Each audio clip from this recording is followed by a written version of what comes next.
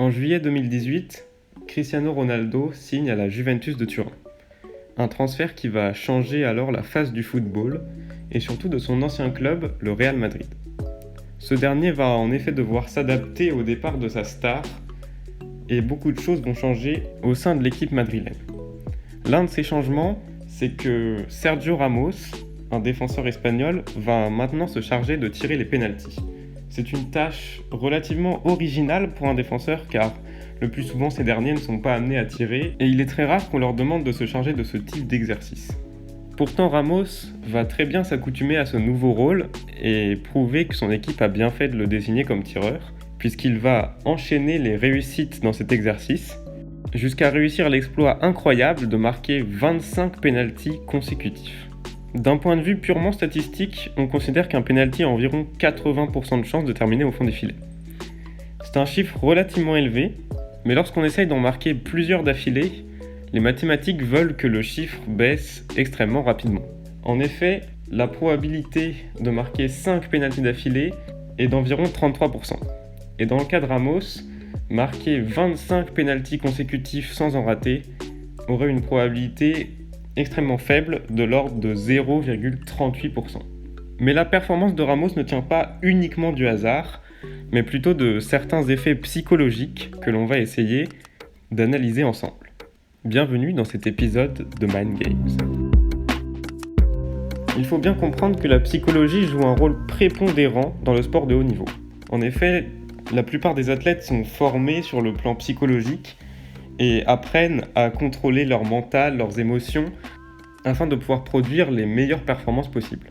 Comme disait Mohamed Ali, pour devenir un champion, il faut avoir du talent et du mental, mais le mental doit être plus fort que le talent. Et au football, les pénaltys sont un excellent exemple de pourquoi le mental compte autant. C'est un exercice qui est très compliqué autant pour le tireur que pour le gardien, car la moindre petite erreur peut coûter un but à son équipe, et comme au football il n'y a pas beaucoup de points qui sont marqués, un but est évidemment extrêmement capital, et un match peut jouer sur ce simple exercice apparemment si banal. D'un côté du ballon comme de l'autre, les joueurs doivent faire preuve d'une concentration infaillible et ne pas se laisser distraire afin d'espérer le meilleur résultat possible pour leur équipe. La pression est considérable puisque le stade entier est rivé sur l'action, et il peut être très difficile de gérer cette dernière. Certains phénomènes psychologiques peuvent donc être observés dans cette situation, et ils expliquent en partie la performance incroyable de Sergio Ramos avec le Real Madrid.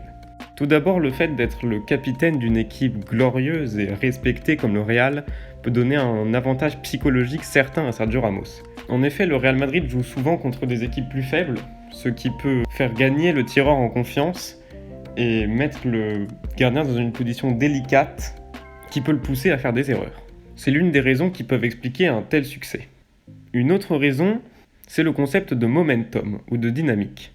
C'est un phénomène qui est souvent observé en psychologie du sport, dans lequel on remarque qu'un joueur qui a réussi ses précédentes actions est plus susceptible de réussir les suivantes. En effet, il gagne en confiance et son niveau de performance s'élève proportionnellement aux réussites qu'il a accomplies. C'est ce phénomène, par exemple en basket, que l'on nomme la main chaude, dans laquelle un joueur peut successivement marquer un nombre de paniers incroyable parce qu'il se trouve dans une sorte d'état second dans lequel rien ne lui semble impossible. Et ce momentum pourrait bien avoir joué en la faveur de Sergio Ramos qui, voyant que ses premiers pénaltys s'étaient soldés par des succès, a effectivement gagné en confiance et a tout simplement mieux tiré de façon inconsciente, ce qui lui a permis de marquer plus de buts. De même, les gardiens, sachant que Ramos excellait dans cet exercice, étaient plus susceptibles de commettre des erreurs, de se tromper dans leur analyse et inconsciemment de laisser le joueur marquer. Ce concept de momentum peut également s'observer dans la vie de tous les jours, et c'est ce qui explique par exemple que l'on se sent plus performant après avoir effectué une tâche qui nous semblait difficile, et qu'il est alors plus facile d'enchaîner ce type d'actions plutôt que de les réaliser une par une à des moments séparés. Le momentum peut également être négatif et entraîner une démotivation après avoir échoué dans une tâche ou un exercice particulier. Mais globalement, il est utile de savoir comment fonctionne le momentum et d'effectuer des actions quand on est dans une dynamique positive plutôt que dans une dynamique négative dans laquelle on sera moins efficace et moins productif. La dernière raison qui, selon moi, peut expliquer la performance de Sergio Ramos, c'est ce que l'on appelle le biais d'action. Il s'agit probablement du concept le moins connu et peut-être le plus intéressant, car il s'agit d'un comportement inné et que l'on a tous déjà expérimenté.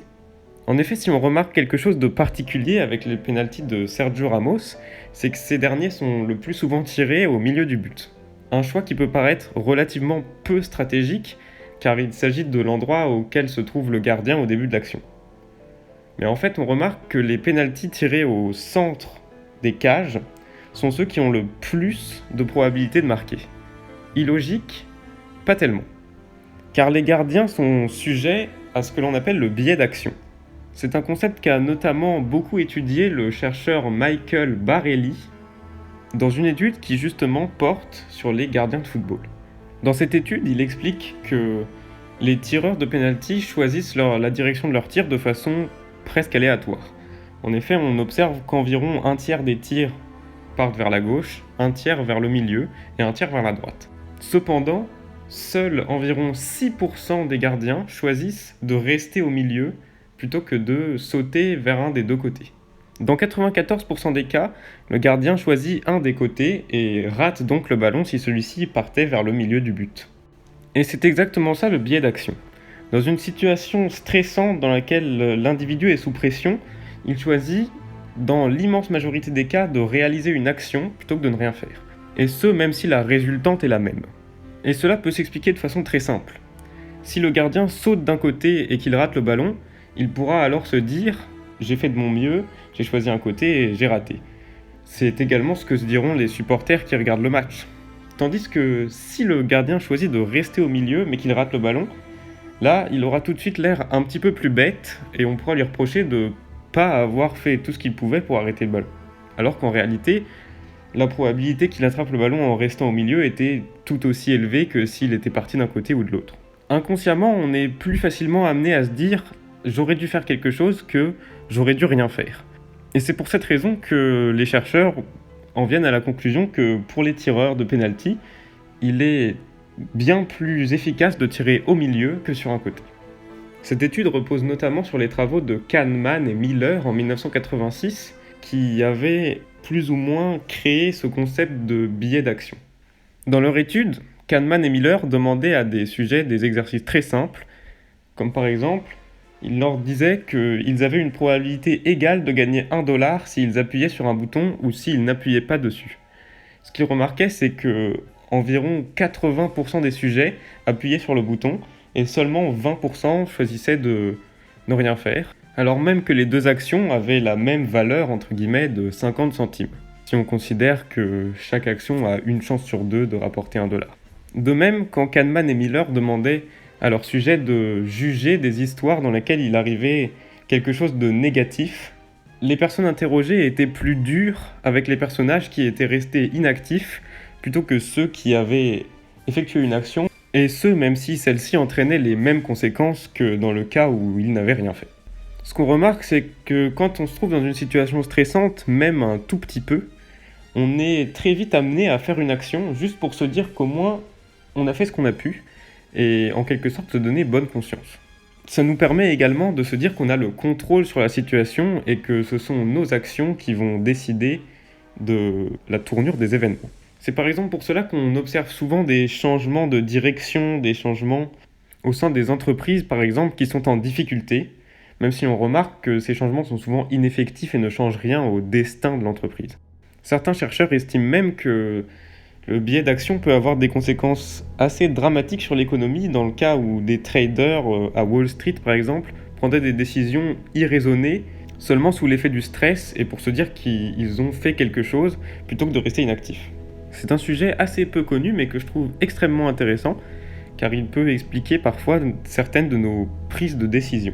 Pour la petite histoire, Sergio Ramos a mis fin à sa belle série de pénaltys un peu plus d'un mois après la date à laquelle je tourne cette vidéo, le 14 novembre 2020. Cela faisait 2 ans qu'il n'en avait pas raté. Anecdote amusante, il n'avait pas tiré au milieu. Toutes les sources sont bien entendu dans la description, j'espère que vous avez apprécié cette vidéo. On se retrouve très vite, d'ici là portez-vous bien, c'était le 4e épisode de Mind Games, cordialement.